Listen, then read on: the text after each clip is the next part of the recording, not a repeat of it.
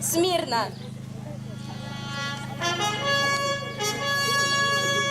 Эти позывные известны всем людям старшего поколения, которые в детстве были пионерами. 19 мая отмечается День Всесоюзной пионерской организации. В этом году ей бы исполнилось 97 лет. В Новоазовском районе стало уже традицией отмечать этот день и рассказывать школьникам о добрых делах и подвигах их сверстников.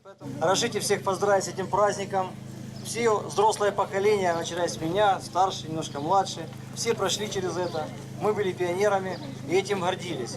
На этот слет были приглашены ребята из новоазовских школ. Солнце, море, детские улыбки и веселые песни. Что еще нужно для счастья?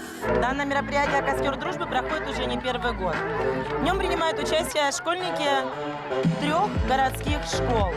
Мы учим их дружить, танцевать, улыбаться и веселиться. Кульминацией праздника стал пионерский костер. Сейчас его назвали «Костер дружбы». В советское время костер являлся главным символом пионерских слетов. С него начинались и им заканчивались смены в оздоровительных пионерских лагерях. Песни у костра, общение – все это объединяет ребят. Каждый такой слет – это новые знакомства, друзья, новые впечатления и большой заряд бодрости. Все хорошо пели, понравилось, было весело. Вот был недавно костер пионерский, была дискотека, было весело. Мне очень сильно понравилось. Собрали все 3 школы, и у меня в этих школах есть очень много друзей. Мы с ними очень хорошо повеселились. И еще зажгли костер дружбы. От него было очень жарко.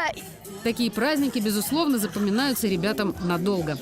Елена Шинкаренко, Андрей Раковский, телеканал «Оплот».